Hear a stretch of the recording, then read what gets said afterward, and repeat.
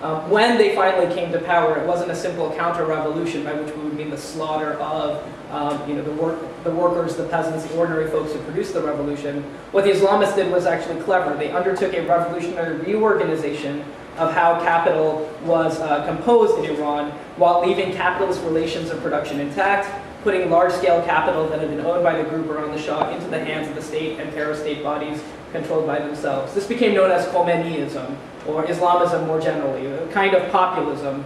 And the best way to understand populism really is as a political movement of the propertied middle class that mobilizes the lower classes, especially the urban poor, with radical rhetoric directed against imperialism, foreign capitalism, and the political establishment. These, if any of you follow Iranian politics, this is sort of every election cycle, the three big slogans that come forth: down with America, bread to the poor. With Ahmedinejad, it's potatoes, right? We put potatoes on the table, that's Ahmedinejad's slogan. But more or less, there's this sort of basic standard populism at the core of most political cycles. After the revolution, the leaders of the Islamic Republic did not have a clear strategy for socioeconomic development. Some favored state intervention, while others argued for laissez-faire economics. The immediate need to save the economy from collapse and then mobilize all the resources for the war with Iraq made the state interventionist tendency dominant. That's, of course, the Islamic left tendency. They had two goals. First was the distribution of wealth and social programs to the lower classes. This was done primarily by basically appropriating the Shah's wealth, the people who were fans of the Shah who had left, and redistributing it wholesale to the poor. So shanty towns were basically moved into apartment complexes and buildings that Shah backers had owned. As a result, the economy became dominated by state monopolies, such as nationalized industries and banks, and the huge conglomerates under the directions of the bunyads, which are basically these large state-run foundations. Directly after the revolution, Islamist members of this middle class filled the 130,000 positions that became vacant after local and foreign managers and technicians left the country. The number of ministries expanded from 20, which employed 304,000 civil servants in 1979, to a full a combination of civil servants by 1982, just 3 years later, that was almost 1 million bureaucrats.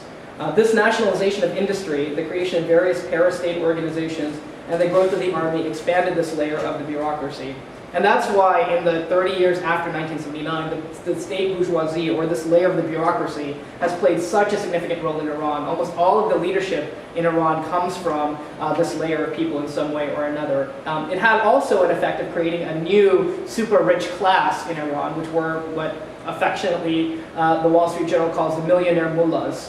These are the people who grew to be rich between their position with relation to the bureaucracy as well as their relationship to the bunyads and the bazaar being the sort of general petty market that exists in the urban areas. These two factions have basically arisen on top of the uneven development of the state agencies, and one faction represents the civilian bureaucracy, the other faction represents the Revolutionary Guards. The first group is allied to people like Mousavi, Khatami, and Rafsanjani. The first, Mousavi, of course, was part of the Islamic left. His sort of coterie grew from the radicalized middle class, but it would include popular clerics like Karoubi as well. It had the majority in parliament after 1979, and several of its leading members had governmental posts. They pursued this policy of state-led development pretty aggressively. They faced major challenges in the 1980s because of the war with Iraq, but also because oil prices took a major tumble, and the state-led economic development program faced some very serious challenges. By 1987, they're unable to solve many of the problems that face Iran, and the pragmatists are able to take over, essentially. This is more or less the first sort of shift in power, major shift in power that takes place. But the economic policies that the Islamic left developed and the pragmatists developed have been able to merge on this particular point of openness to the West. They want finding a way to end the sanctions, and primarily what that means is getting rid of somebody like Ahmadinejad, who likes to say crazy things on television all the time. It means a sort of opening up of the economic policies that take place inside of Iran. It would also mean things like making the pattern of social life much more open as well, more democracy, etc. Rafsanjani, in fact, sort of became the figure for this openness in the 1990s when his faction came to power, part of a new group of technocrats, a nouveau rich, They shared the pro-market policies of the traditional right, but instead of relying mainly on the bazaar economy, they would favor a modern industrial economy that they thought would be combined with less rigid social and cultural attitudes and better relations with the West. Now, Rafsanjani is no easy Democrat. You should know he's probably the richest man in Iran. They don't have good estimates of what his wealth is, but probably the richest man in Iran, and happy to make his fortune on the basis of these state-led monopolies. So that's faction number one. The second faction is the one that is currently in power now. That's the conservatives, which is allied to right-wing clerics, the petty bourgeoisie, mostly folks from the bazaar and other small producers, but they get a good chunk of their foot soldiers, and foot soldiers is probably the right word for it, from the Revolutionary Guard. In fact, the cadre of this section of the conservatives is made up primarily by people who were in the Revolutionary Guard in their youth or continue to be in the Revolutionary Guard currently. Khamenei's brother is head of the Revolutionary Guard currently and has no problem using that outfit to attack the opposition. This actually begins after the death of Khomeini, when Khomeini comes to power and is trying to establish a political base inside of Iran. He solicits very heavily support from young commanders of the Revolutionary Guard. These are young Islamists who had played a subordinate role during the revolution, but became leaders during the war with Iraq, and they formed a faction that would emerge in about the late 1990s, early 2000s, which most people call the neoconservatives. Now, I don't like that term because we use it to mean Bush and Cheney and their cabal, but the new conservatives inside of Iran.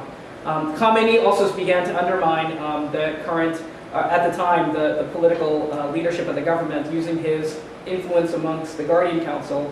In addition, he would seek personal support amongst the wider population by trying to promote Islamic values. This occasionally would backfire, and I'm going to talk about that in a second, because what tended to happen over the course of the 80s and the 90s was massive investment in infrastructure and in education, which led to a really wide expansion of educational opportunities. In fact, the women's movement in Iran today is actually the product of Islamic-led educational development, right? So when you have a situation of 90% literacy, and by the way, women entering into employment during the early 80s because of the Iran-Iraq war and labor shortages, it really did build the confidence of women, give them some economic resources, and out of that experience does develop the kind of modern women's movement inside of Iran.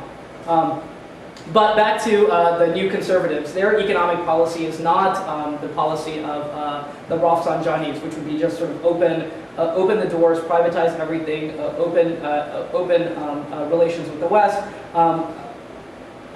Ahmedinejad is really interested in something much more despicable, in my opinion, which some people call briberization of the economy, literally opening up the state-controlled agencies to his buddies so that they have complete control over the new economy, a kind of limited state privatization.